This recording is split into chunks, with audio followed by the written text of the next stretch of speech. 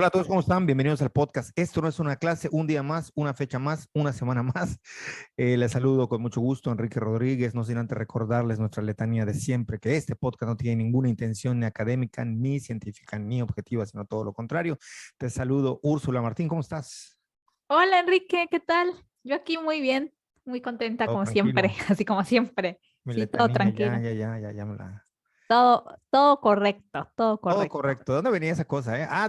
Del pinche Auronplay, ¿no? Ajá, de todo bien, todo Cuando hacía correcto. sus Y yo que videos, me ¿no? Porque ahora ya alegro, es, exacto. ya es streamer.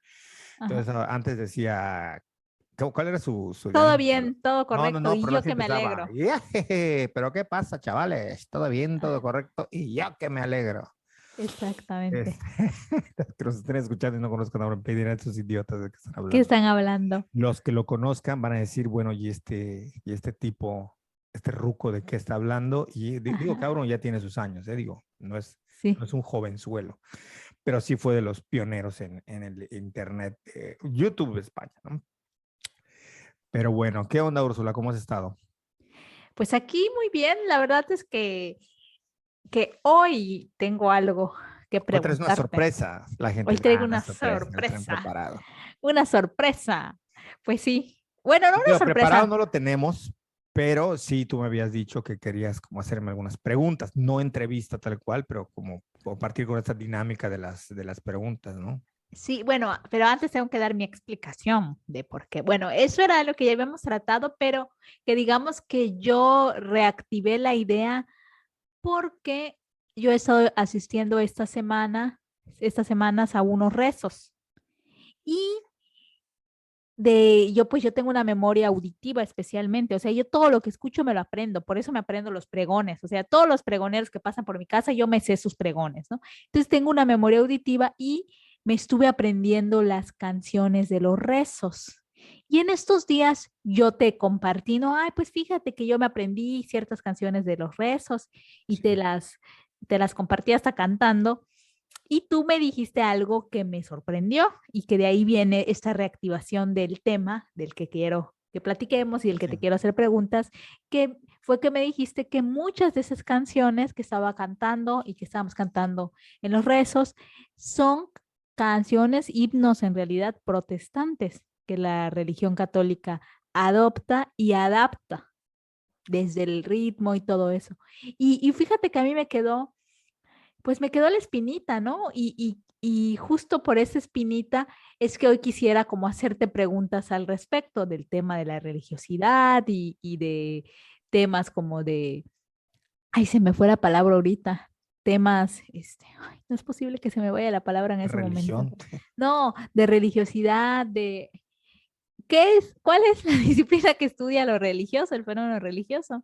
Mm, No es lo que No, estás no, no, diciendo, pero no. supongo que te refieres a la teología. Exacto, pero no es esa, pero sí La era la ciencia que se dedica teología. al estudio de Dios y o Dios, acceder y llegar exactamente. al conocimiento a través de Dios. Ahí está. Ah, exacto. Como que de ese tipo de cosas que se me fue la palabra y se me fue cómo definirla, porque al final yo soy una ignorante del tema. O sea, si hay algo que puedo decir es que yo tengo una profunda ignorancia de la religión desde su estudio a través de disciplinas de ciencias sociales, humanidades, desde la filosofía, soy ignorante también desde la parte de la práctica de alguna religión.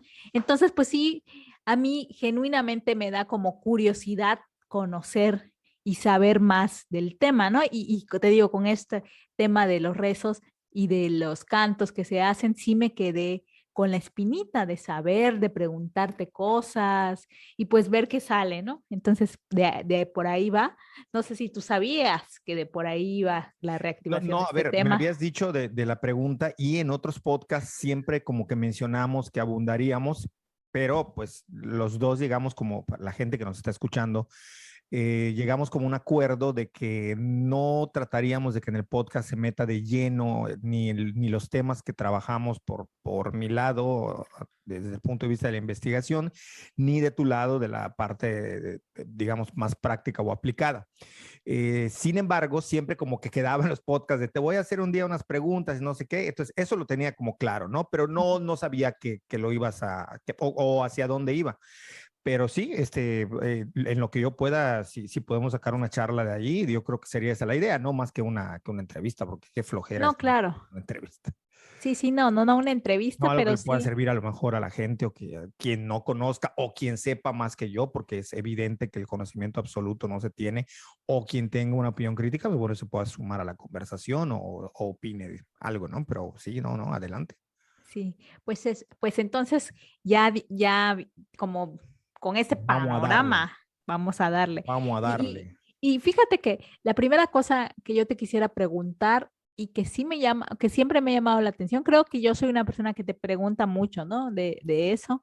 Sí, Bueno, antes de empezar también hay que decir que, y creo que así como tienes ese, no sé, como disclaimer le dices, de esto no es una clase, también creo que valdría la pena hacer un disclaimer de lo que vamos a platicar ahora, ¿no? Porque no tiene intenciones ni de, o sea, como que no hay intenciones de fe en esta plática que vamos a tener.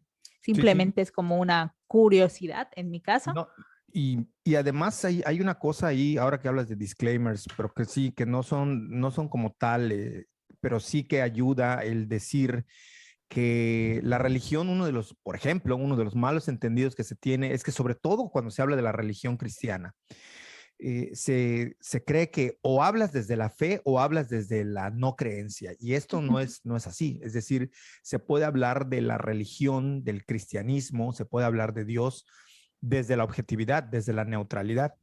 Lo otro es un poco abundar en la gente que a lo mejor no conozca o no esté tan enterada de este tipo de cosas.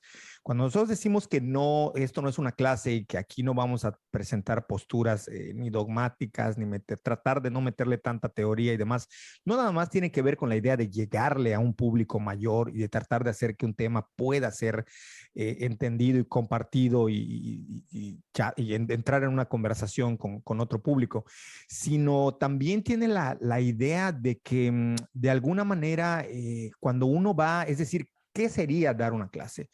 Una clase se tiene que preparar, uno tiene que revisar notas, uno tiene que tener una metodología para dar una clase y ya en la clase lo que uno dice tiene que tener un método y un sustento teórico. Aquí nosotros, claro, hablamos a veces de que un teórico dice o un crítico dice un tal, pero estamos acordándonos, no hay rigor. Por eso es que no es una clase, por eso es que no tiene objetivos de ser, valga la redundancia, objetivo, ni científico, ni académico, porque nos permite expresar nuestra opinión, sí desde lo que sabemos, pero no va en ese, no tiene la intención de hablar desde un punto de vista, digamos, del conocimiento tal cual, ¿no? Evidentemente por ahí nos sale porque mucho de eso lo conocemos, pero no es más bien como abrir la pauta a la conversación sin tener ningún amarre. Entonces, en ese sentido, por eso es que cuando hablamos de la religión y tú haces la acotación de no se va a hacer desde la fe, es decir, desde la creencia, es porque la religión permite que se hable sobre la religión y sobre Dios sin que sea, por ahí voy a saltar otra palabra, un acto devocional. Es decir, una devoción es cuando existe un tipo o un grado de adoración hacia una deidad, en este caso, si fuese el Dios cristiano. No existe. Vamos a hablar de esto desde un plano reflexivo, objetivo o suena muy fuerte la palabra, pero intelectual, más que fuerte, medio mamila, pero sí, es eso, ¿no? O sea, es Sí. buena la acotación. Sí, ok, pues eso. Voy a empezar como, tengo unas dudas que siempre me han surgido, que unas son sí muy específicas y otra es más como de opinión.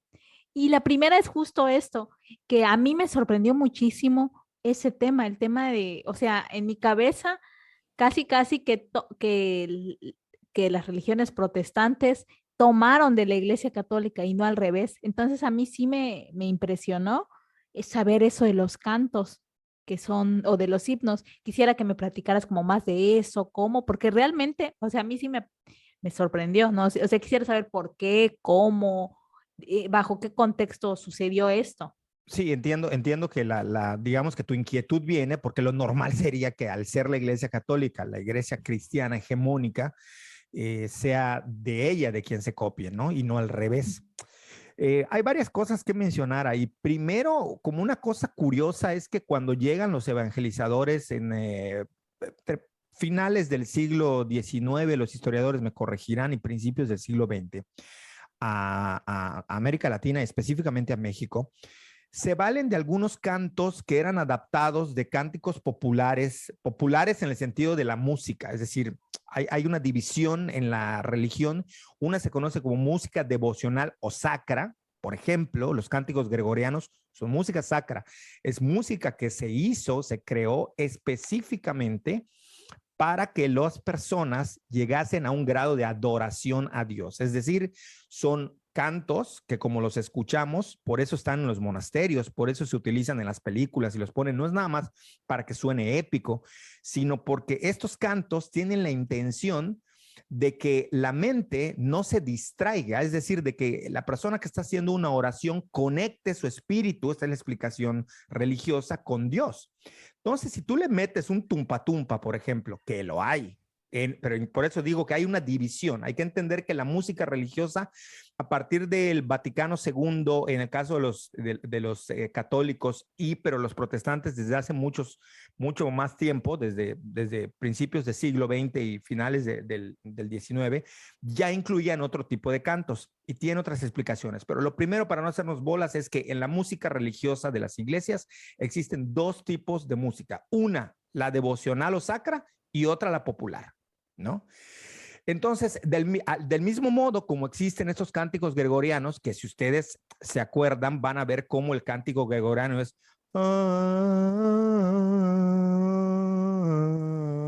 hay muy poca inflexión, por eso es que es tan fácil imitarlo. Digo, van a decir, lo hiciste horrible, pero bueno, es, es si nosotros pudiésemos poner en una línea de tiempo para ver qué está sonando, veríamos que las líneas melódicas van rectas, vuelve a caer, y se mantiene otra vez. Para que no nos están viendo, estoy haciendo señas con mis manos para que puedan ver las inflexiones de cómo no sube. Mientras que si tú cantas, alabaré, alabaré, alabaré, está brincoteando eso. O sea, si tú vieses la línea del tiempo, está brincando.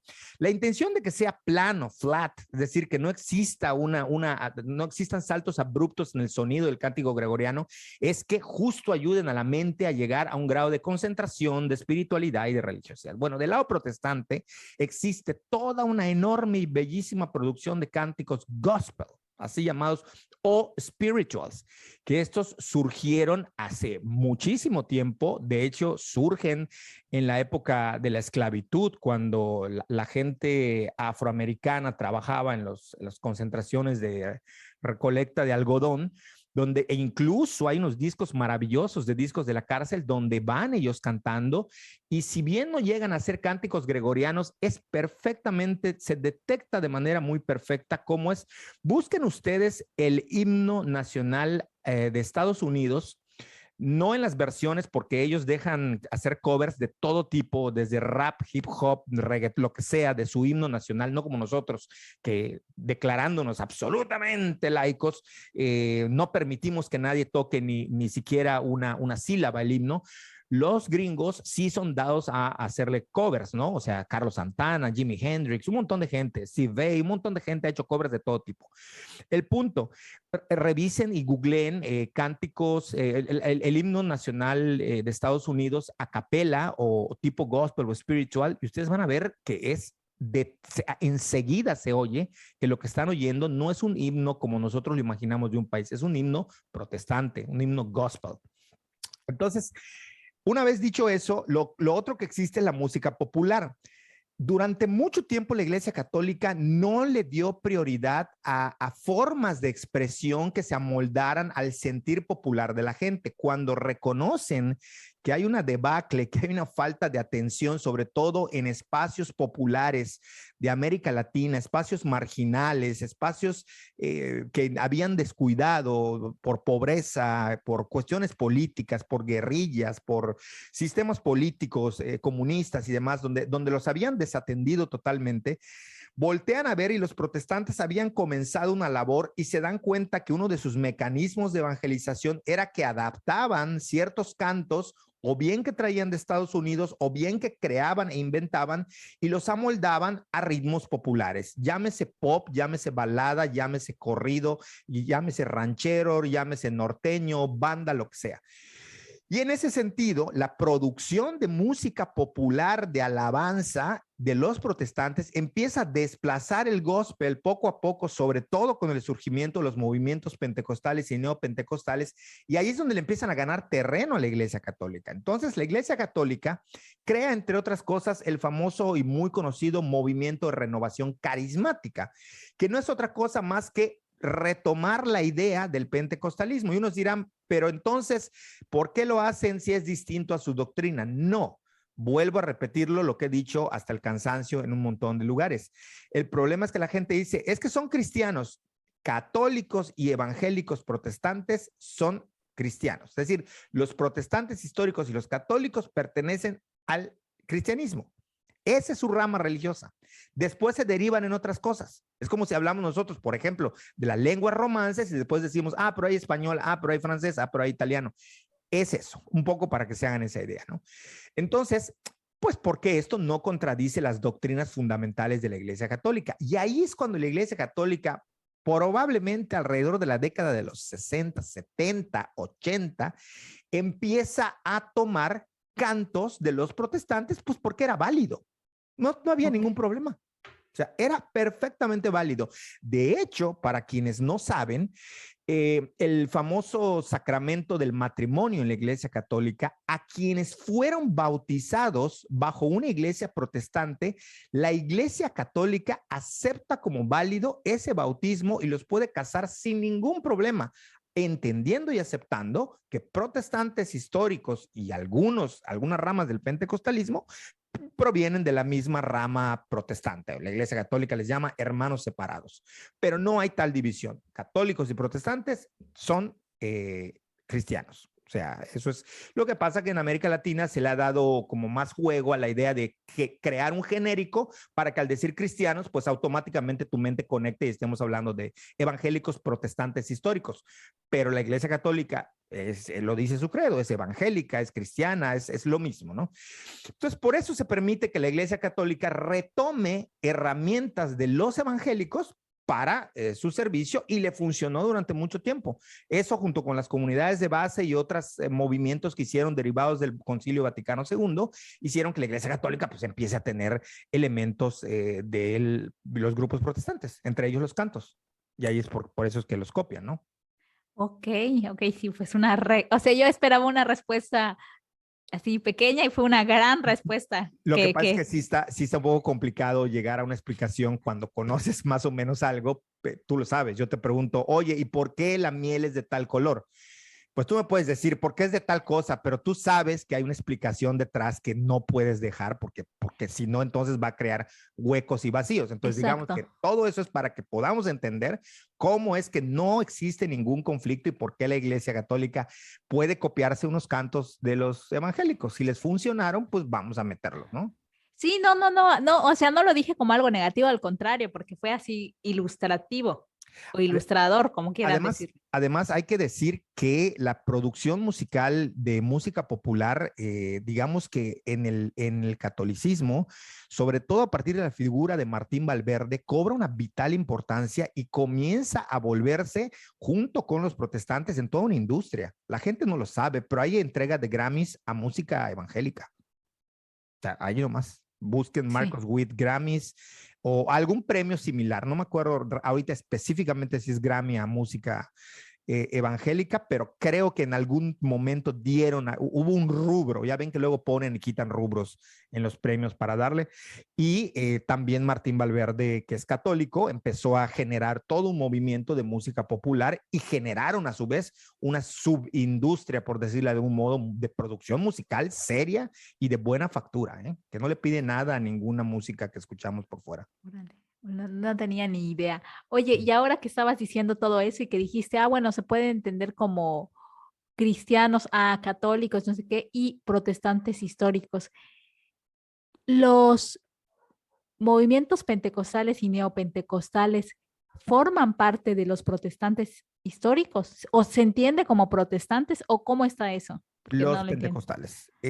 Ya con los neopentecostales, los estudiosos del fenómeno religioso comienzan a tener duda porque justo el tema del don en el Espíritu Santo o el bautismo en el Espíritu Santo, es decir, que viene cuando el Espíritu Santo se posa sobre los apóstoles y salen a evangelizar, cuando Cristo les dice, vayan y evangelicen al mundo, en todas las naciones, que de ahí retoman ellos, que fue el día del Pentecostés. Se toma esta parte del hablar en lenguas, la profecía y el imponer las manos sobre los enfermos y sanar.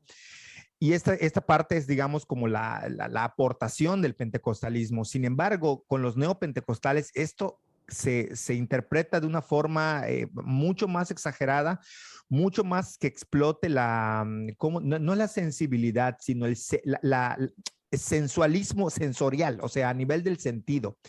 Y se lleva a otras ramas que los grupos pentecostales tradicionales, que sí se derivan de los históricos, tienen su propia historia de cómo surgen en la calle Azusa, en Los Ángeles, aunque hay otros que dicen que surgieron de otro lado, pero bueno, de cómo el Espíritu Santo les toca, digamos que tienen un trayecto, su propio trayecto histórico que se empata también con los protestantes históricos, pero los neopentecostales ya comienzan a tener ciertas prácticas que parece ser como que se despegan un poco ya de lo que se considera cristianismo. Se les sigue considerando como tal, pero ya hay algunas ramificaciones que hablan de cosas como la risa santa, la borrachera santa, es decir, como que hay una embriaguez del espíritu, y tienen algunas interpretaciones que los pastores tildan de excesivas, es decir, se excedieron en la interpretación bíblica, ¿no? Pero bueno, esto queda todavía por definirlo, son muy delgadas las líneas para definirlo, ¿no? ¿Dónde empieza y dónde termina?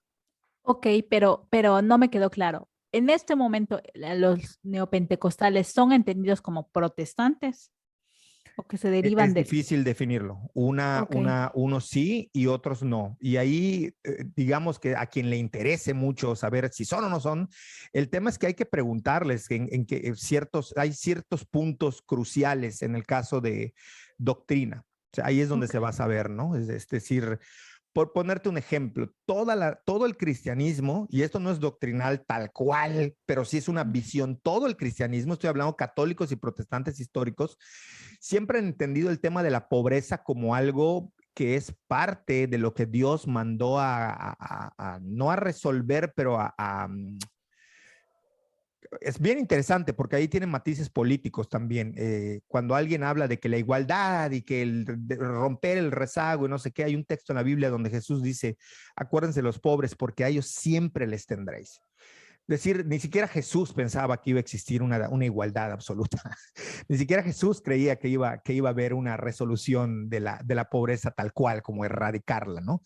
Sin embargo, y esto es algo que todo el cristianismo ha mantenido, ¿no? El tema de ver a la pobreza como un espacio propicio para que se manifieste Dios y se manifieste al pobre.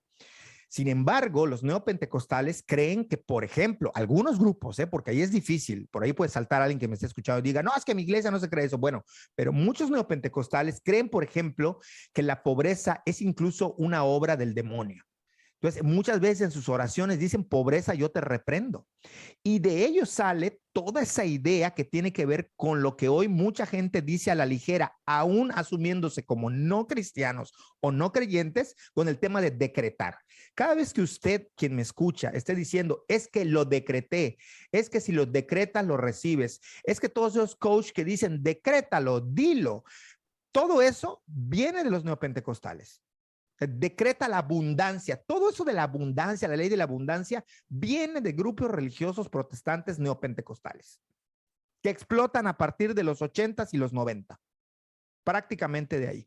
Entonces, por ejemplo, esta doctrina de ver como todo el cristianismo con una tradición y una visión y una ideología sobre el pobre, ayudar al pobre, estar ahí para darle consuelo al pobre, los neopentecostales rompen con ello totalmente, ¿no? Otra, por ejemplo, es que los neopentecostales, muchos grupos creen que hay que tener una acción en lo político. Es decir, nosotros debemos vigilar por quién nos gobierna, y si no me creen, vean cómo en Guatemala, durante la guerrilla, Efraín Ríos Montt, que pertenecía a ciertos grupos de élite pentecostal y neopentecostal, lograron llegar a la presidencia de ese país, ¿no?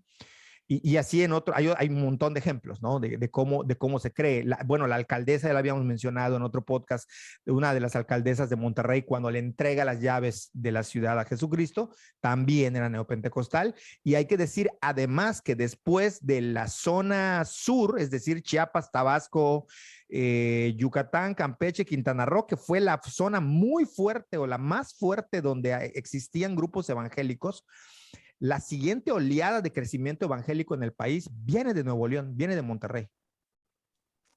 Y Órale, no no en tenía. balde surge de movimientos neopentecostales que creen en la abundancia, que creen en la buena posición económica, que rechazan el hecho de que un cristiano, por ser cristiano, tenga que ser pobre. Más allá de que estemos de acuerdo o no con lo que dicen, estoy tratando de hacer las diferencias doctrinales que hay entre uno u otro. Esos son dos ejemplos que te doy que pueden marcar cuando ahí van como saliéndose un poco de ciertas doctrinas protestantes históricas. Ok, ok. Oye, y tengo otra pregunta, otra pregunta. En el catolicismo bueno, no sé si en el catolicismo, pero para hablar de ciertas cosas se habla de sectas.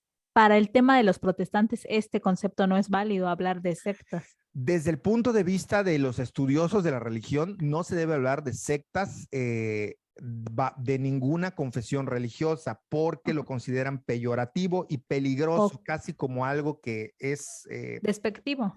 sí, despectivo, pero además peligroso porque hablar de secta ya lleva casi una idea de que requiere una persecución o una punición legal. Ok, ok. Porque hay algunas cosas entre ciertas prácticas religiosas, por ejemplo, bueno, si lo escucha mi amiga Nayeli ya sabrá más de esto, por ejemplo, prácticas como la santería que no logran ser definidas dentro de un esquema religioso para el INEGI, han sido perseguidos, o sea, han sido tildados de prácticas ilegales como el hecho de sacrificios de animales, de escarificaciones en personas. Es decir, hay una serie de cosas que hacen un poco peligroso el hablar de sectas. Ok. Y sí, la secta, pues es eso, ¿no? Con toda la connotación sectaria, es secreto, rompe con toda regla, tiende a ser apartado, vaya buscarán la definición, alejarse, no tiene apertura de ningún tipo, esas son sectas, ¿no? Ok, sí, sí, sí. No, Digamos porque, que de una asociación, porque no me acuerdo el año, pero década de los 90, el Estado mexicano le requiere a todas las iglesias religiosas o a todas las confesiones religiosas del país que se regularicen y que se anoten, que hay un censo de las iglesias para que sean asociaciones religiosas. Van a ver ustedes que pasan en México, van a ver Iglesia de Jesús, de no sé qué, y después de su nombre dice AR, Asociación Religiosa. Todos los que no estén censados, por decirlo de alguna manera, como asociación religiosa o dados de alta, están en un terreno pues no legal, no están bajo el margen legal. Mucho se discute que es una estigmatización de otras prácticas religiosas como las afrocaribeñas, como las indígenas, pero pues ese es un marco legal en el que se han constituido, ¿no? sí, ok, ok, ok. Oye, y agarrando esto, te lo preguntaba por una cosa, pero esa cosa lo voy a dejar para la siguiente pregunta, porque lo que quiero saber ahorita es que a mí, o como entiendo el tema del cristianismo, siempre se hablan pues de las iglesias protestantes, los evangélicos, obviamente los católicos, y en las misas se dice que todos somos cristianos y todo eso, pero a mí, como te digo, yo parto de un profundo desconocimiento. Hace unos años me llamaba mucho la atención la discusión que se hacía sobre los testigos de Jehová, porque no me queda claro por qué ellos no son cristianos o por qué no se les cataloga como cristianos.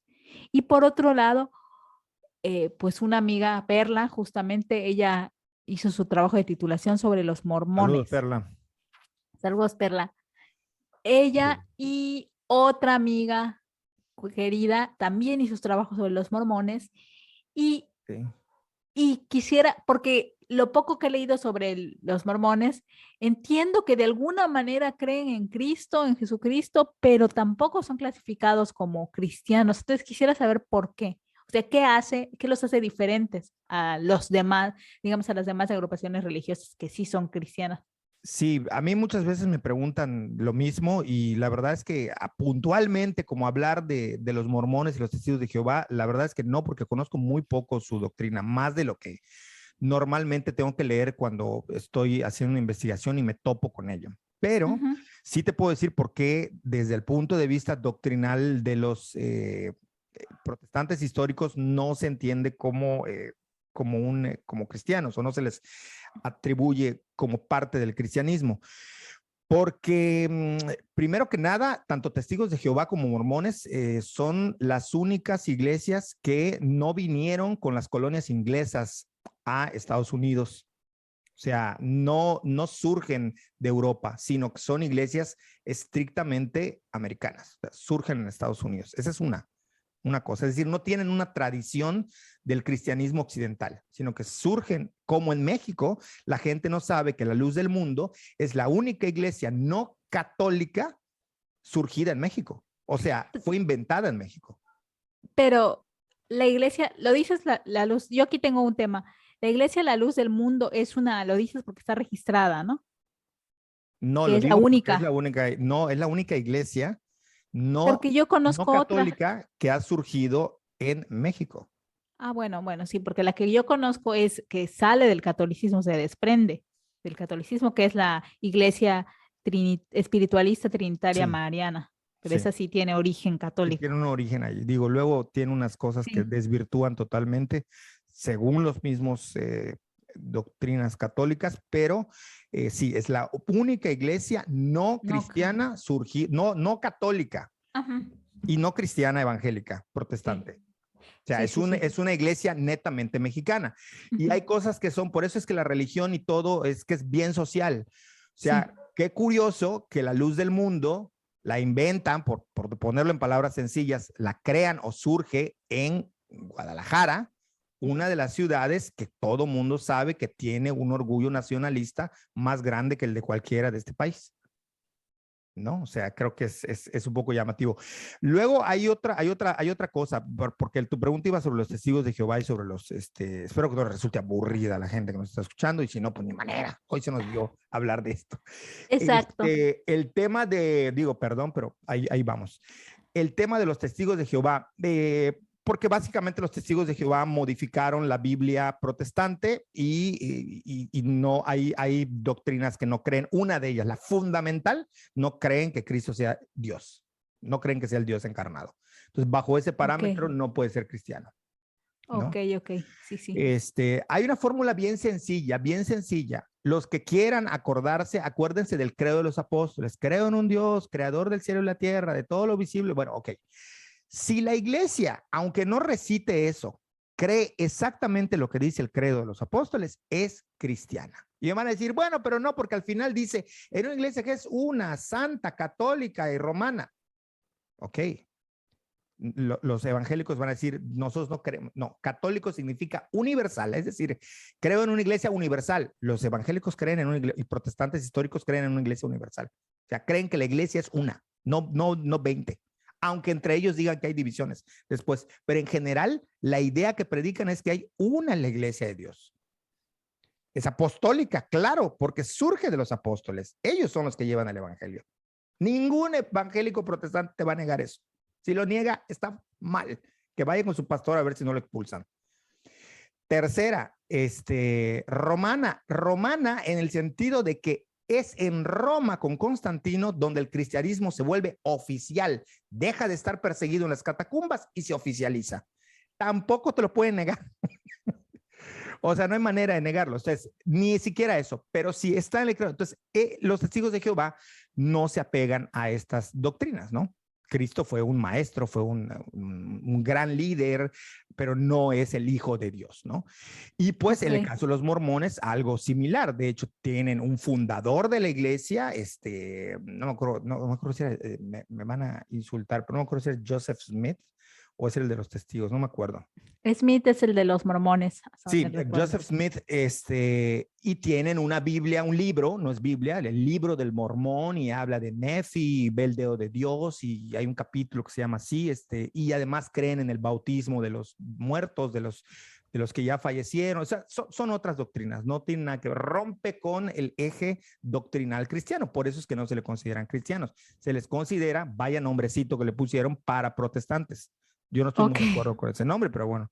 O bíblicos no evangélicos, unas cosas así que luego ponen que yo no estoy muy de acuerdo, pero bueno. Sí, por eso no son considerados cristianos.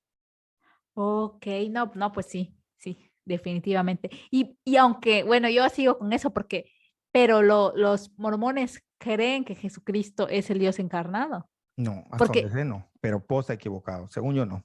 y Fue bueno, igual y un entonces, maestro o algo así. ajá, Ya Perla nos oh, dirá. sí, ya que ella nos diga, sí, para la Que próxima. comente, ¿no? Para que Ajá, sí, active los sí, que comentarios. comente porque a mí sí me sorprende que lleve, o sea, que el nombre oficial sí tenga Iglesia de los, De no sé Jesucristo qué, de de los Santos de Jesucristo los los últimos últimos días, días, ¿no? Claro. exactamente. Entonces quisiera saber por qué se llama así, si al final no creen que Jesucristo sea el Dios encarnado. Según yo no, pero igual pues seguramente puedo estar equivocado, ¿eh? No Sí, conozco mucho. sí, sí, yo tampoco, te digo que yo solo los vi en en la presentación de tesis de esta Carlita y luego de pláticas con Perla nada más, porque Sí. no sé nada, no sé nada, pero sí, sí me llamaba la atención, ¿no? De por qué. Y sobre todo porque de niña yo escuché tanto a los testigos de Jehová, iban a mi casa porque a mí me daban pena, ¿no? Que siempre llegaban y nadie los atendía en la colonia, y yo siempre los escuchaba y me regalaban libros y siempre me iban a ver, El y ya querían, buenonismo desde siempre, ¿no? exacto, ya querían bautizarme y todo eso, y yo, ay, no, pero sí, o sea, sí, yo sí los escuché un montón, o sea, y me gustaba escucharlos, la verdad es que no me quitaba nada, pues yo era una niña, un adolescente después y pues, los escuchaba y Fíjate que pasaron por años. eso es bien Ah, interesante porque los testigos de Jehová, ahí muy escondiditos y como que no era una fuerza religiosa que se tomara en cuenta, los testigos de Jehová, hasta donde supe, se estaban volviendo en una de las fuerzas religiosas en América Latina más sólidas. Y además ellos innovaron en el tema de la visitación, obviamente todos lo conocíamos, casa por casa, por eso se les conoce. En una entrevista que me hicieron de cómo afectó el campo religioso la pandemia, una de las cosas que yo mencionaba es que en el caso de los testigos de Jehová, no sé qué hayan hecho, cómo resolvieron este tema, pero evidentemente, pues lo hemos percibido, dejaron de hacer estas visitas casa por casa. No sé si ya las retomaron, pero pues no era una práctica que pudiese llevarse a cabo con la pandemia, ¿no? Pero sí he de decir que en muchos casos han sido innovadores y polémicos. sí, Si claro. quieres podemos tocar ese tema, que viene muy a cuento Pues sí, con lo que toquémoslo, está porque otra pasando. cosa, espera, antes que toques, otra cosa que yo me he percatado, que seguro muchos, bueno, algunos de los que nos escuchan han notado, que me parece que la presencia de los testigos de Jehová en las localidades es increíble, ¿no? O sea, y dos tienen traducido en todas Sí. las lenguas indígenas, o sea, en todas tienen los textos. Eso me parece impresionante. Hay una antropóloga pionera, la menciono porque es relevante decirlo, ¿no? Sí. Es la pionera de los estudios sobre grupos protestantes en México, Patti Fortuny, una colega. Ella tiene un texto publicado por la UADY, no sé si ya lo hayan reeditado o exista, en la biblioteca está, yo lo tengo, ¿no? Pero no sé si esté como en circulación porque fue uno de los primeros textos que se hicieron que hablaba sobre los testigos de Jehová y el título del artículo era Con ellos aprendí a leer y escribir. Testigos de Jehová, una experiencia más espiritual, no, más intelectual que mística. Una experiencia más intelectual que mística. Es gente a la que entrenan porque es entrenamiento, ¿eh? O sea, yo sí he podido estar en cultos o en reuniones del Salón del Reino de los Testigos de Jehová y es un entrenamiento, o sea, cómo hablar. Para mí, cuando me hablan del ahora conocido como ASMR, son los creadores de la ASMR, o sea, les enseñan en qué tono hablar para que el tono vaya suave la voz, para que llegue y lejos de perturbar la capacidad auditiva de quien le oye, le arrulle el oído. Este, también son los mejores aprendices de textos bíblicos al pie de la letra, o sea, si no sabes leer, te enseñan a leer. Mucho tiempo se resistieron a la enseñanza de la Biblia en lengua maya por cuestiones doctrinales, pero luego se adaptaron, o sea, tienen unas fórmulas de proselitismo muy eficaces y fuertes en muchos sentidos, ¿no? Entonces creo que es un grupo muy interesante, decía yo, y polémico. ¿Y polémico por qué? Polémico por el tema de la transfusión de sangre, ¿no? Ah, Basados en un es texto de la verdad. Biblia que dice que no se le puede poner sangre a otro, más o menos eso dice, no me vayan a venir aquí a reclamar que no me sé el texto de memoria. Este, basan esa doctrina y muchos médicos, incluso he dado yo conferencias, a mí me sorprendía que yo a veces daba alguna conferencia sobre religión y habían 3 médicos, ¿no? Y a lo único que iban a la conferencia era esperarse al final a preguntarme de los testigos de Jehová cómo podían hacer para convencerlos. Yo les decía, es que no se puede. El tema y cuál es la diferencia, porque muchos los han querido comparar con los antivacunas. ¿Cuál es la diferencia entre los antivacunas y los testigos de Jehová? Que los antivacunas estamos, y yo quisiera saber tu opinión, porque aparte que ya lo hemos hablado, creo que está muy en boga y creo que hay una confusión, lo habíamos hablado en otros podcasts también. Todo pareciera ser que ya lo hablamos en los otros podcasts, no es porque lo hayamos hablado del todo, sino es porque nos repetimos, no es por eso nada más. Sí, claro. No van a tomarlo por otro lado. Este, una cosa son los antivacunas históricos, vamos a llamarles de ese modo, ya que están sobre protestantes históricos, los antivacunas históricos. Otros son los que cada que surge una vacuna no se quieren vacunar por X razón. La ideología de los antivacunas históricos es eso, una ideología. En su momento fue no querer porque creo que me va a dañar, como ahorita hay mucha gente que no se quiere poner la del COVID. Pero con el paso del tiempo, los antivacunas se fueron volviendo movimientos políticos, movimientos con cierta ideología y movimientos activistas en algunos casos. Sí empezó como el no me lo quiero poner porque me va a hacer daño o porque tengo la creencia de que no me va a hacer bien, pero después con el paso del tiempo, insisto, se volvió en otra cosa, cobró más fuerza. De momento lo que tenemos con los que se niegan a ponerse la vacuna de COVID es el tema igual de ejerzo mi derecho a no ponérmelo, no me puedes obligar, tengo la libertad, lo cual entiendo y hasta cierto punto respeto. Y luego existe el tema de los testigos de Jehová que no tienen nada que ver. El problema es que, o la punta, digamos, interesante del debate, es que, como bien sabes, los testigos de Jehová se hacen cargo de sus familiares, es decir, la muerte de un hijo, de un primo, de un padre por creencia religiosa es un ejercicio de su libertad. Acuérdense que surgieron en Estados Unidos y Estados Unidos es el país número 1, como lo mencionamos en el podcast pasado, en respeto a la libertad del individuo y del sujeto y de las garantías y de lo que hace con su cuerpo o no. Lo que ocurre es que los testigos de Jehová no van a infectar a nadie, no van a dañar a una colectividad. O sea, ellos simplemente deciden que si está en peligro de muerte una persona, por su creencia no se van a hacer una transfusión sanguínea y morirá o vivirá o lo que sea que ocurra. Es muy diferente a no querer ponerse una vacuna cuando ello puede conllevar, oigan las palabras que estoy utilizando, pueda conllevar el hecho de afectar a otros que no sea yo. O sea, si la persona garantiza que tiene todos los conocimientos de que si se queda en su casa y no se vacuna, no va a poner en riesgo a nadie, adelante, que lo haga. El problema es que lo que hasta la fecha la ciencia, los medios o lo que quieran nos indica es que si no te vacunas y sales a hacer tu vida normal, vas a afectar a terceros.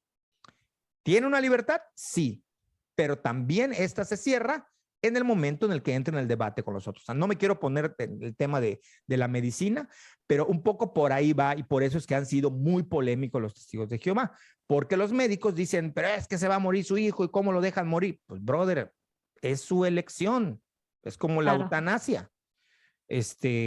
Porque muchos se critican, ¿no? A los médicos con el tema del aborto y demás, y de la libertad de, ¿cómo le dicen? No libertad de conciencia, no me acuerdo cómo le dicen. No sé qué de conciencia, ahorita igual se me fue a mí.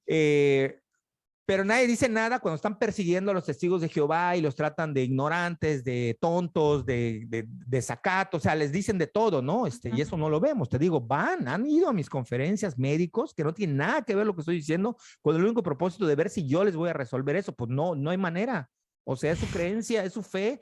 Es como que tú me digas, oye, ¿por qué no se junta la comunidad de médicos a ir a las ¿cómo se llama? Las representaciones de la crucifixión de Cristo de Iztapalapa a impedir que se den de latigazos y se sangroteen y estén a punto de morirse, ¿no? Hasta ambulancias hay ahí, pues porque la persona quiere. O sea, no es por otra. O en Filipinas que se clavan clavos de verdad. O sea, la gente quiere. O sea, ¿qué le hacemos? Pero por eso son Exactamente. polémicos. Pues no sé tú cómo lo ves lo de la vacuna, ¿no? No, no, pues el tema lo hemos hablado y yo te he dicho, ¿no? Que en el caso, el tema de los testigos de Jehová a mí antes me hacía ruido y después analizando dije, ok, cuando el hecho afecta únicamente a lo individual y no tiene repercusiones a nivel público, pues, pues que lo hagan, ¿no? Y Sí, así con la claro. Sí, transfusión sí, de sí. sangre. El tema de los antivacunas es que justamente ponen en riesgo la salud pública, ¿no? O sea, es Y un eso sí tema se ha de, comprobado, ¿eh? O sea, no con el COVID ahorita no, específicamente. Lo que pasa es que el COVID, vuelvo a insistir, es muy difícil hablar de un fenómeno que estamos viviendo. Hay que dejarlo pasar y verlo a través del tiempo. Muchas de las cosas que creemos que son absoluta verdad ahorita, quizás en 10 años veamos que estemos equivocados, como ocurrió con el SIDA. Pero sí. lo que sí se ha comprobado es que enfermedades que ya se habían erradicado volvieron a surgir por gente que no se vacuna. Sí, y Eso sí se ha mira, comprobado, hay un montón de estudios al respecto. por supuesto, no, y hay casos muy claros, por ejemplo, yo recuerdo que, no sé, hace 2 años a, vi un documental acerca de uno de los pocos sobrevivientes de polio, un señor como ya de 80, 70, 80 años, español, que utiliza una máquina bien rara para sus tratamientos, o sea, bien rara por vieja, antigua y anticuada, o sea, para sus Sí. tratamientos. Y esas máquinas se dejaron de fabricar porque a raíz de que surge la vacuna de la poliomielitis, en el mundo se acabó prácticamente la poliomielitis. Entonces, los sobrevivientes de polio, pues sí pudieron llevar sus tratamientos, pero en este año, creo que el documental es del 2019, creo, o 18, pues ya no existen las piezas de esas máquinas, no existe quién les dé mantenimiento, un montón de cosas por las que cada vez es más difícil que él pueda tener su tratamiento. Y él cuenta cómo cuando un niño se enferma de polio y como meses después surge la vacuna. Y casi que es de los poquísimos de su generación que tiene polio y que de niño vio, o sea, creció con las afectaciones que le dejó la poliomielitis, mientras que niños que eran, no sé, 4 meses más grandes que él o un año, que diga 4 meses más chicos que él o un año más chico que él, no sufrieron eso, ¿no? Y que sí fue muy, pues ha sido algo muy impactante durante su vida. Y justo la campaña y el documental surgen porque se está volviendo a presentar poliomielitis en el mundo, en España, él es español, Sí. a raíz del descenso sostenido de vacunación infantil. Y lo mismo en Francia, ¿no? O sea, la viruela, rubiola y todas esas enfermedades están en un crecimiento grande porque hay una falta de vacunación que tiene que ver con grupos antivacunas que surgen en Francia y que es paradójico, ¿no? Porque en Francia surgen las vacunas, en Francia surgen un chorro de cosas, de Francia es Luis Pasteur o como se pronuncie, y es increíble que de ese país surjan los movimientos antivacunas, ¿no? Es paradójico, o a mí me parece paradójico, ¿no? Pero justo el tema de los antivacunas que tiene, como tú bien dices, ¿no? Tiene que ver con un miedo, pero y también, y que justamente ese descenso tiene que ver con el crecimiento de antivacunas, pero también con esa sensación de que ya no existe el riesgo Sí, o sí. que no se percibe el riesgo, que es algo que hemos hablado antes para cuando hablamos del huracán Grace, pero también tiene que ver con eso.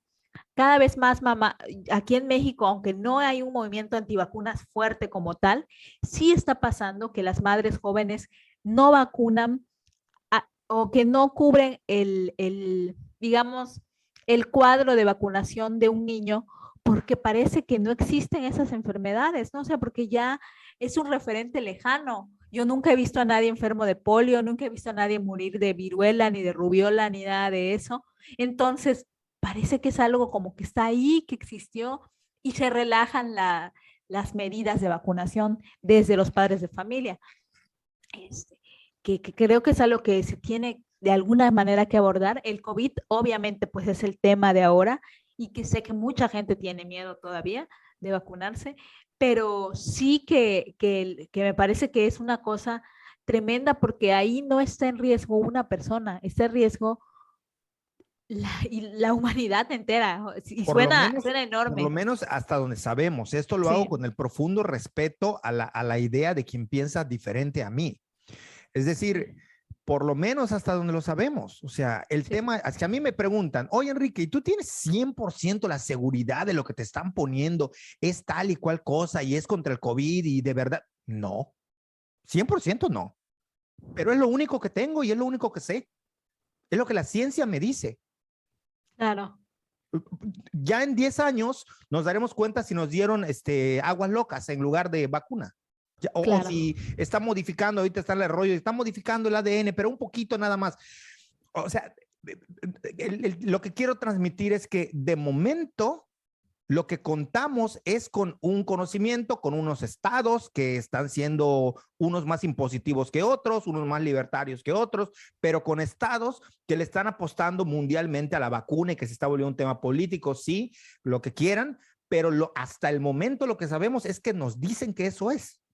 Así es. Entonces, así como puedo estar equivocado, podemos estar en lo cierto.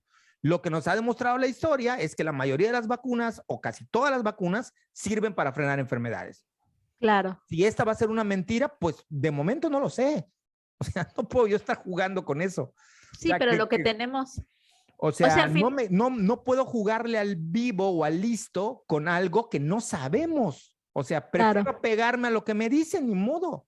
A decir, así es. no, yo soy muy listo, es que a mí no, esa actitud sí me parece un poco reprobable. Si no quieres por ideología religiosa, por ideología política, por lo que quieras, si tú no quieres entrarle, pues trata de no fregar a los demás, ¿no? Claro. No, completamente de acuerdo. Y respecto al tema de los testigos de Jehová en sí, y no es para nada una apología ni nada, pero sí me he leído algunas cosas en las que justamente el tema de la no transfusión sanguínea ha hecho que en muchos procedimientos se hagan avances, es decir, que se busquen alternativas para no transfusiones de sangre en ciertas enfermedades, en ciertas operaciones, o sea, un avance médico ha surgido o surge a partir de esta negación. Que digo que yo no tengo ningún problema en si no se quieren no quieren transfusiones de sangre, no me importa, porque Sí. es un tema individual, pero sí ha hecho que se avance en ese sentido. Y eso es algo positivo. Al final, los avances en medicina, en toda la ciencia, siempre es a partir de un problema. Un problema Claro, que claro. construimos o un problema o una situación que es problemática, como es el que muchos pacientes no acepten transfusiones sanguíneas. Y ante este problema hay que ser creativos y crear alternativas y estudiar y hacer pruebas y esto. Y sobre todo, yo sí quisiera dejar claro que como en muchos casos, pero ahora en el tema de las vacunas y el COVID, no es una discusión cerrada, ni para si te quieres vacunar o si no te quieres vacunar. No creo yo que sea como, ya es un absoluto. Los que no se vacunan, igual y con el tiempo les terminamos dando la razón. No lo sabemos. Entonces, pero ante esa incertidumbre, lo que te queda, creo yo, o esa es mi forma de pensar, es eso, no juzgar al que no lo quiera hacer, sino entender que justo estamos pasando por momentos donde hoy te dicen una cosa y mañana surge otra, y lo único cierto es que hay que apostarle a la vacuna, ¿no? Eso es por un ahorita Claro. que mencionabas eso de los problemas, también hay una cosa bien importante que, bueno, los que estudian a los mormones y en general los historiadores saben, una de las cosas interesantísimas de los mormones es que como bautizan, tienen la creencia de que se pueden bautizar a generaciones pasadas, a los antepasados. Ellos guardan unos registros maravillosos históricos de qué enfermedades murieron y los médicos descubrieron que estos archivos de los mormones son de un gran valor y un aporte para la medicina porque pueden llegar a una trazabilidad que antes no tenían de enfermedades congénitas o que no sabían que eran congénitas y ver todas sus generaciones hasta por un largo periodo, ver cómo se fue transmitiendo de una generación a otra. Y esto es súper importante, ¿no? No solamente en el tema médico, sino en el de la historia y de la etnohistoria y de todo lo que tenga que ver con cuestiones de revisión de documentos. Es reconocido por los investigadores que los archivos de los mormones son de un gran valor para la cultura, Sí, por sí. ejemplo. No, sí, completamente. De hecho, pues sí son famosísimos sus archivos. Yo alguna vez, por curiosidad, puedes acceder a buscar como tu árbol genealógico. Y alguna vez tuve la curiosidad de hacerlo, pero no tenía los datos exactos de la fecha de nacimiento sí, pero el pueblo donde nació y la hoja del acta de mi abuelo, porque tenía como intenciones de eso, ¿no? De buscar a ver qué tanto encontraba. No lo logré.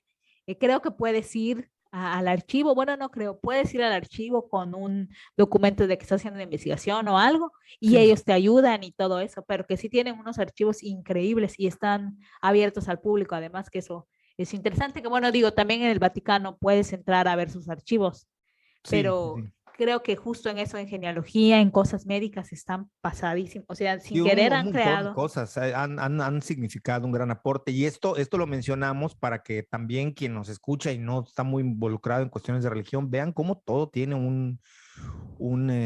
pues cosas que son buenas, unas que no son tan buenas y unas que son mejores. Y o sea, que no todo, tenemos una paleta de colores inmensa en cuestiones de orden social, religiosa, económica y que todo tiene matices, ¿no? Es muy difícil llegar a absolutos y que, bueno, en este caso la religión nos demuestra que hay muchas cosas que nos ayudan a entender por qué ocurren o pasan las cosas, ¿no? En el término social, Claro. bajo un contexto social, ¿no? Sí, sí, sí, definitivamente, ¿no? Que te digo que a mí me fascina escuchar y saber porque de nuevo digo, parto de una profunda ignorancia de todo tipo. Digo, Sí, aunque evidentemente, como tú bien me has dicho que la sociedad estadounidense prácticamente es una sociedad protestante, aunque no todos sean creyentes, y que en sí, México también se vive eso, ¿no? Ser un país católico, aunque todos, o sea, aunque muchos no sean creyentes, pero vivimos en un mundo católico, ¿no? Y desde nuestras expresiones de la mayoría de nosotros, que, ay Dios mío, ay Virgencita y lo que sea. De hecho, yo las adopté, porque yo no las decía, pero empecé a adoptarlas porque me parece algo característico del país, ¿no? Decir, ay Dios mío, de, ay Diosito, ay, no, con el Jesús en la boca y ese tipo de cosas. de hecho, es tan latinoamericano esto que voy a traer a colación uno de los memes que cuando te conocí a ti te daba mucha risa, que te sigue dando mucha risa, que es este de Luis Fonsi, cuando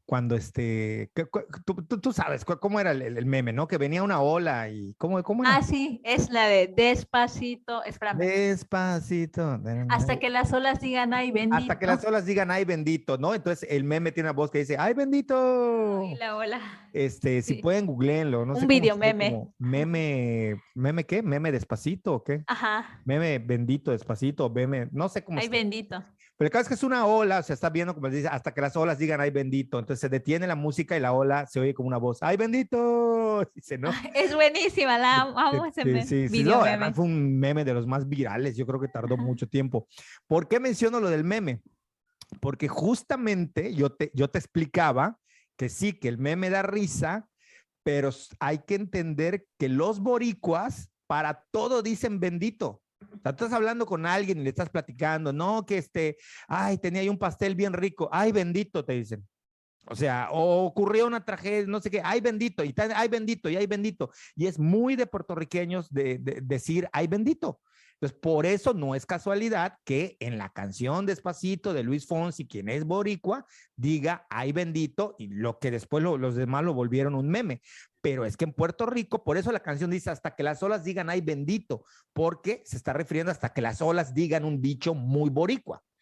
Sí. De hecho, el tiempo que tuve la gran oportunidad de ir a Puerto Rico, había gente que me decía, oye, tú ya estuviste aquí muchas veces, ya vas a ser boricua, solo te falta decir, ay bendito, ¿no? O sea, como un sello de que ya eres boricua, ¿no? Claro. Entre otras cosas, no estaban bromeando, por supuesto, que de boricua no tengo nada, pero sí, digo, saludos a alguien, si nos escuchan en Puerto Rico, un país hermosísimo. Si pueden ir, vayan, se los recomiendo altamente.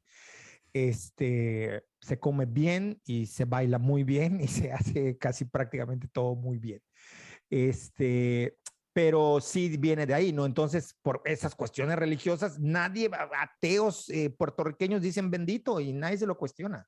Sí, claro, tenemos un lenguaje profundamente religioso, Sí, aunque no seamos religiosos. Y sí, aquí sí, en sí. México, digamos que el símil sería el bendito sea, para todo, ay, bendito sea, ay, bendito sea. No sé qué, ay, llegaste bien a casa, ay, bendito sea. Siempre usamos eso Pues también. gracias a Dios. El gracias a Dios, o ese tipo de expresiones que te digo, a mí me gustan. Dejan de ser justo lo que yo decía, dejan de ser palabras con una carga emocional, devocional, como hablábamos al inicio de la música, y se convierten en expresiones populares.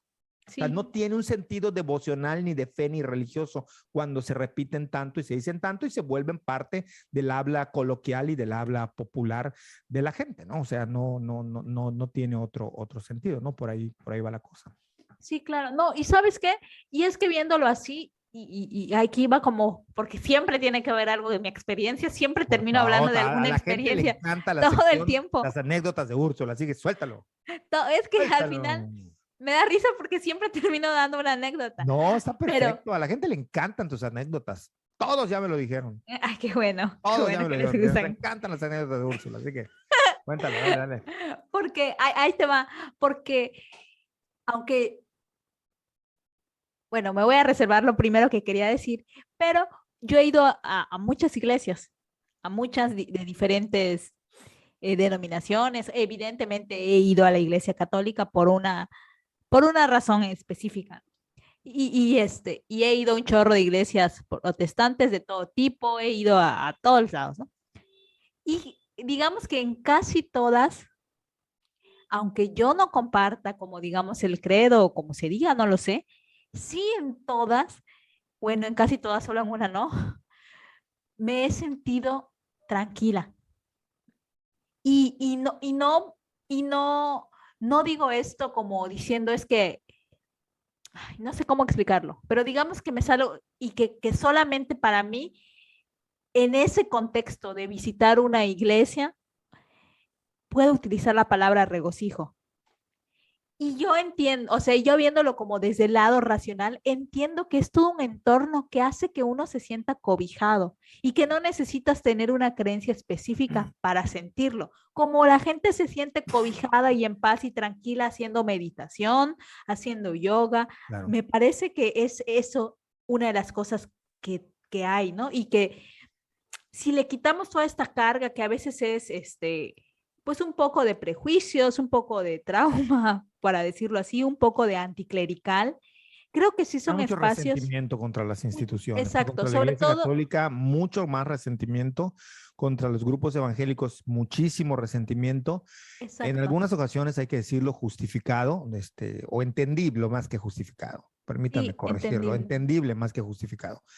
Pero sí, es básicamente eso, ¿no? No hay un odio Sí, que carece de muchos argumentos. claro, y que digo, en mi caso que yo no he tenido, tengo que decirlo, tampoco experiencias negativas, más allá de que la gente por ir cree que te pueden convertir y eso y van y te dicen de cosas, Sí, pues un poco pero, molestoso, ¿no? Nada más. ajá, pero quitando eso, sí, sí, o sea, te digo, para mí esa palabra de regocijo solamente tiene sentido en esos espacios, como Sí. lo tendría si me gustara meditar. Seguramente si meditara e hiciera esas prácticas aquí en mi casa, sentiría regocijo. Con yoga no me pasa porque yo no le brindo ese, o sea, para mí no tiene nada de espiritual yoga, es ejercicio y es ejercicio, ¿no? Pero ni sé por qué estoy diciendo esta anécdota, la verdad. Ya no sé, tenía según yo relación con el tema de los dichos Sí. y de esos dichos que les quitamos, o sea, al final se les quita eso devocional y se vuelven parte de nuestra lenguaje cotidiano y en ese sentido se vuelve parte de nosotros mismos, porque al final el lenguaje somos nosotros y hacemos el lenguaje y el lenguaje nos hace. Pero bueno, Exactamente. el caso es que, quién sabe por qué conté esa anécdota, pero, bueno, el hecho es que, ajá, tampoco es que yo les brinde algo como una carga devocional ni nada, pero está allí y es un espacio que, que si lo miramos de otras maneras hasta nos puede dar algo. Yo digo, a mí me da algo cuando voy. No es que yo diario o cada Sí, que se me ocurra vaya, pero voy y de ahí salió el tema por eso te lo dije, ya me acordé, quiero redondearlo, porque al final una de las cosas que a mí siempre me dejan con esa sensación es el tema de los cantos y los himnos y todo eso, y por eso por eso me sorprendió mucho que me dijeras que los católicos toman de los protestantes, porque al final de los dos lados la parte que más me llena, y esa es la parte de los cantos y de las alabanzas y de todo eso. Y con todo lo que dijiste de la música y todo eso, pues me va quedando claro que pues porque está creada para ese fin, o sea, uno, La música de liturgia, la ujú, devocional, ¿no? sí, sí, No la popular. no, no, la popular supongo que cumple otros Sí, objetivos, llegarle a pero más gente, hacer atractivas las misas o los cultos de adoración, ujú, pero sí, y cada vez se cantan menos, hay que decirlo. Las iglesias cada vez apuestan menos. A los jóvenes de hoy en día de iglesias protestantes históricas les preguntas tú por himnos clásicos y no tienen ni idea, no saben sí, cuáles son. Pero sí, sí son lugares propicios. Yo también tengo una anécdota que creo que ya la había contado, la voy a volver a contar para cuéntala, los cuéntala. nuevos que han llegado y que estén aquí, que tiene que ver con que a mí en alguna ocasión me tocó darle clase a un grupo de alumnos de China y todo el grupo, por supuesto, por generación, por política, por contexto social, era ateo. Y en una ocasión hicimos un recorrido pues, académico, no sé cómo llamarle, escolar, más que académico, escolar, y uno de ellos fue visitar el cementerio de Campeche, San Francisco de Campeche. Y estábamos ahí y por lo menos dos de ellos se acercaron a mí y me dijeron, la chica me lo dijo, pero, el otro chico que estaba ahí como que asentía con la cabeza, como que estaba de acuerdo con lo que estaba diciendo ella. Entonces ella se quedaba viendo en Día de Muertos, se quedaba viendo a la gente, cómo elevaban sus plegarias, y ella me dijo de una manera así como bastante objetiva, un poco para empatarlo con lo que tú dices y tratar de explicar la experiencia religiosa y la experiencia espiritual como una forma de entender al sujeto, al ser humano, al ser reflexivo, al ser espiritual, eh, me dijo, desearía yo profundamente tener la capacidad de sentir lo que esta gente siente. Simplemente no tengo la capacidad, me dijo. No fui crecida en un ambiente y no creo yo, los religiosos si nos están escuchando van a decir, no, sí, sí tiene la capacidad, por supuesto, cada quien cree, ¿no? Pero ella eso me decía, no me decía simplemente, no, es una porquería, y ahí es donde notas tú el discurso del verdadero ateo, o sea, ateo sin creencia en un Dios. O sea, no se pelea con ninguna iglesia, no se pelea con ningún creyente porque no cree, no puede pelearse con aquello que cree y está convencido que no existe. No creció en ese contexto. Y me decía esto. Y luego hay otra anécdota también de un profesor ateo también, ateo en el sentido mismo de esto. No que haya crecido en un contexto, pero simplemente nunca se le inculcó por ningún lado de su familia la creencia y desde muy joven se fue a Estados Unidos y no tuvo como un contacto religioso en absoluto con nadie. Sin embargo, él me decía que en Estados Unidos, ya él grande, o sea, ya no sé, en sus 30 y tantos, entró a una iglesia y estaba un coro ensayando, estaba vacía la iglesia y dice él, inexplicablemente me conmovió hasta las lágrimas. O sea, fue algo que me conmovió hasta las lágrimas. Y él salió y siguió siendo ateo. Es decir, estas experiencias que si bien el religioso lo puede ver como una seguridad de que Dios tocó el espíritu tuyo, de los estudiantes de China y este profesor mío, perfectamente puede ser una experiencia en la que no tiene que entrar lo reflexivo, no tiene que entrar una explicación científica y que es una experiencia que por la que como ser humano tus sentidos no te han llevado a justamente dejarte sentir eso.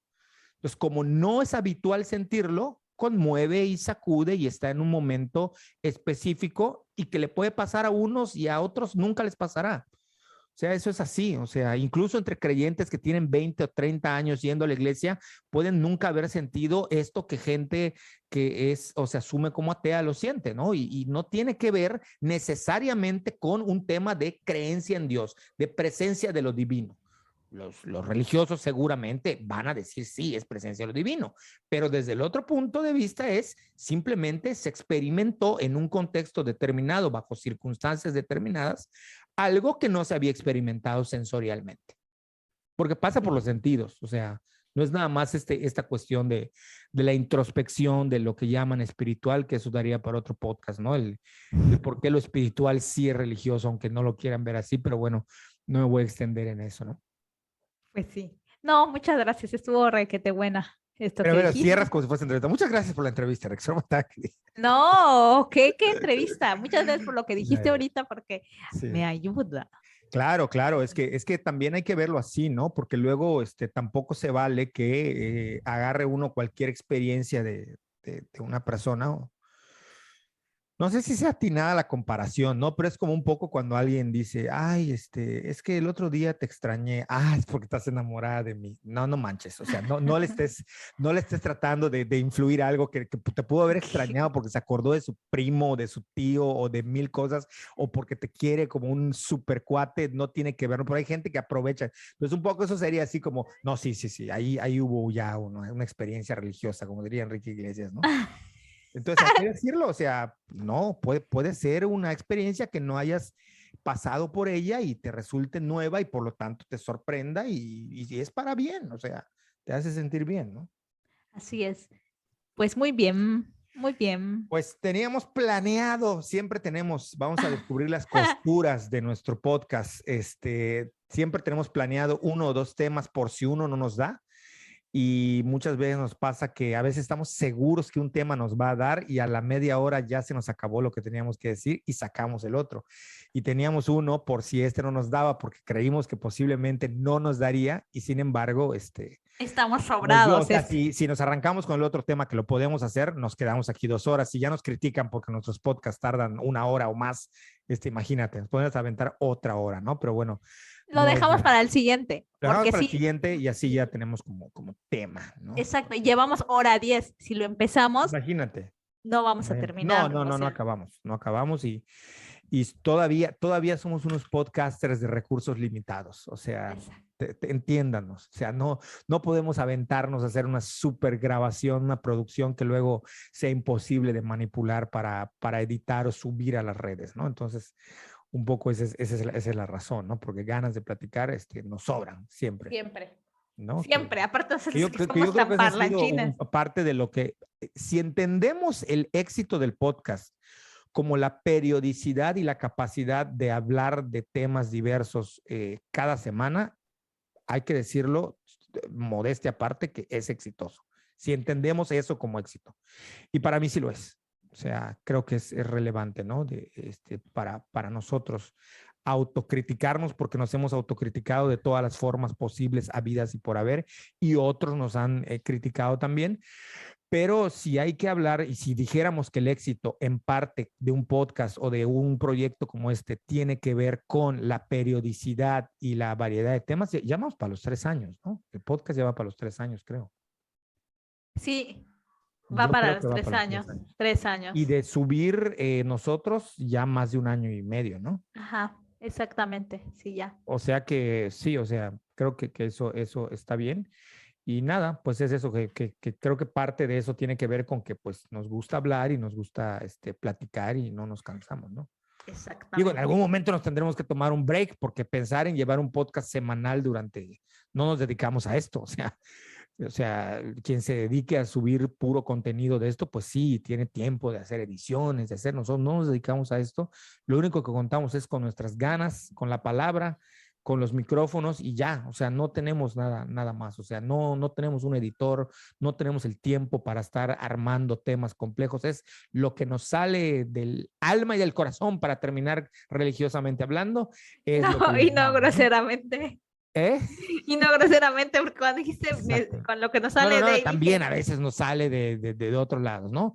Pero digamos que lo que nos sale del alma y del corazón es lo que otorgamos y lo que damos y ojalá y que les guste y les interese y que, bueno, se queden allí. Pues nada, si quieres, aquí le damos crank porque ya nos estamos pasando hoy sí, del tiempo de tu ¿no? Pues nada, un saludo a exactamente. todos, que estén bien, que le den compartir, si lo quieren compartir, si les gustó, que le hagan todo lo que piden que hagan, que a mí ya me choca un poco estarlo diciendo, pero bueno, nos estamos viendo. Hasta luego. Hasta Chao. luego.